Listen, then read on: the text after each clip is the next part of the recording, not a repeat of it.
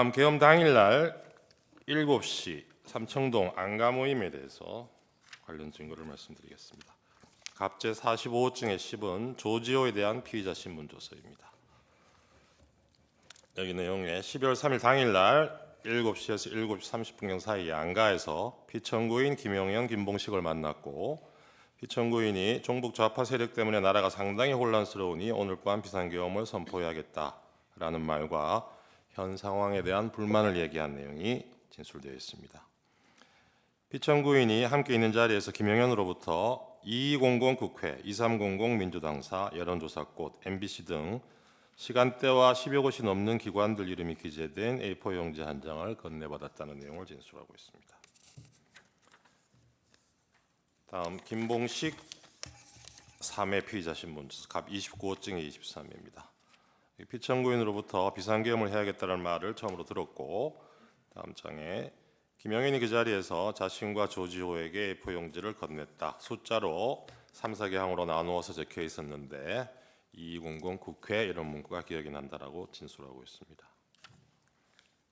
다음 계엄 선포의 실체적 절차적 하자와 관련된 부분입니다. 우선 실체적 하자 부분은 갑제 36호증의 2 이상민에 대한 피의자 신문조서 보시겠습니다.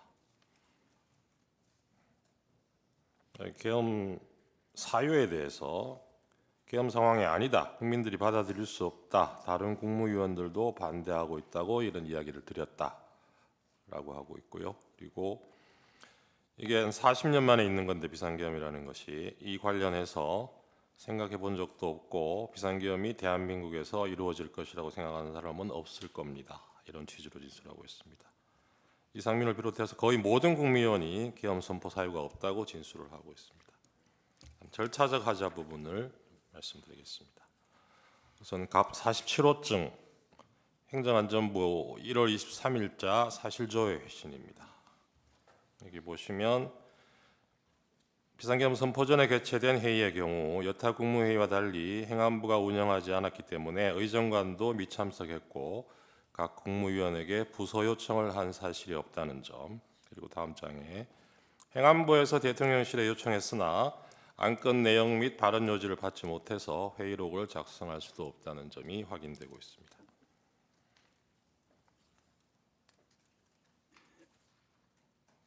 다음 2025년 2월 6일자 국회 국정조사특위 회의록 중에 내용입니다. 여기서 한덕수 총리가 증언을 했는데요.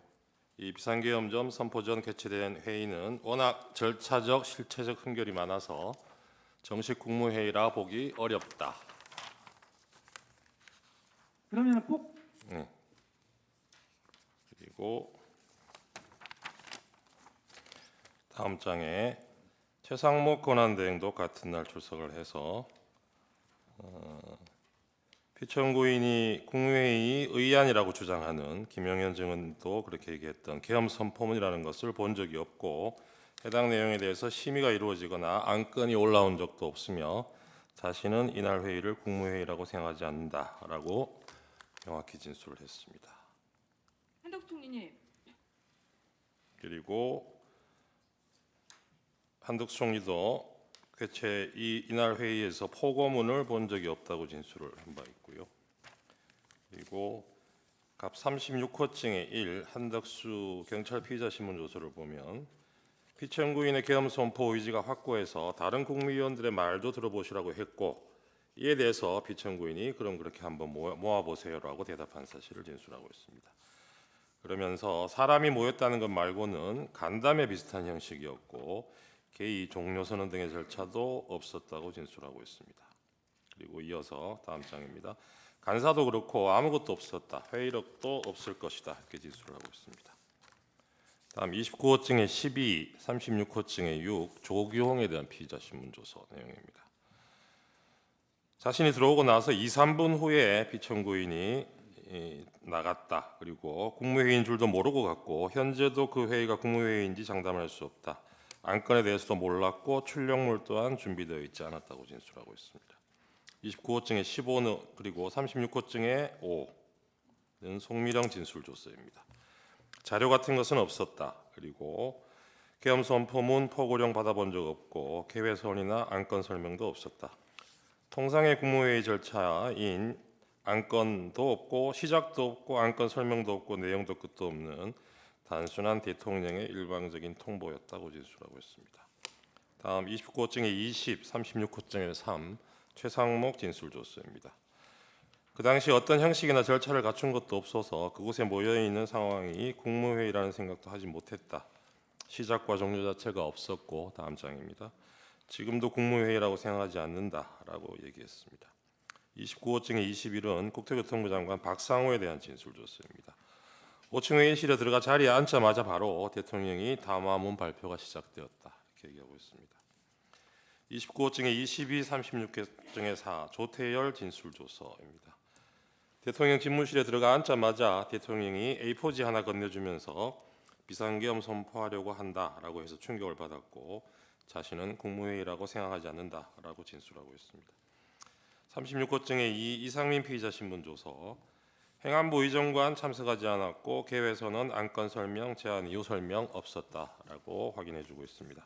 계엄 사령관 임명에 관한 심의도 없었고 접견실에 있던 직원에게 메모 요청했지만 발언 요지를 모르겠다고 해서 아는 만큼만 메모하라고 자신이 지시했다고 진술하고 있습니다. 36호증의 7, 38호증의 1은 오영주 진술조서입니다. 중소벤처기업부 역시 안건에 대한 설명 없었고 심의 과정도 없었으며 절차적 형식적으로 정상적인 국무회의는 아니었던 것 같다. 그 당시 국무회의라고 인식하지 못했다. 계엄 선포한 계엄 사령관 임명에 관한 심의 없었고 행안부 의정관도 참석하지 않았다는 점을 확인해주고 있습니다. 36호증의 8 박성재 진술조서입니다. 미리 안건 상정한 바 없고 국무회의 전제로 간 것도 아니다. 시작도 끝도 없던 회의였는데 국무회의 심의라고 볼 수 있는지 의문이 있다. 이런 취지로 진술했습니다. 29호증의 18 조태용 진술조서입니다. 김용현이 비상계엄 건의하는 것 보지 못했고 국무위원들에게 안건 나눠주는 것도 보지 못했다. 이렇게 진술하고 있고요. 다음 장 계엄 선포문이나 포고령 받아본 적 없고 계엄 사령관 임명권에 대해서 누구로 임명하는지도 몰랐다라고 얘기하고 있습니다. 갑 29호증의 29입니다. 국회 사무처 수사협조 요청에 대한 회신 내용입니다. 비상계엄 선포를 대통령실로부터 통보받은 적이 없다는 점을 확인해주고 있습니다. 갑 38호증의 7은 비상계엄 선포문입니다. 김용현은 이 문건이 국무회의 심의 자료였다고 이 법정에서 증언을 했습니다. 그런데 이 자료는 일부 국무위원만 보았다고 할 뿐 심의 자료로 전 국무위원에게 배포되지도 않았고 실제로 이 문건을 가지고 심의가 이루어지지도 않았을 뿐만 아니라 계엄 선포문은 국무회의 심의와 국무위원회 부서를 거쳐 대통령이 계엄을 선포한 후에 공고하는 문건이라는 점에서 심의 자료가 될 수 없는 자료입니다.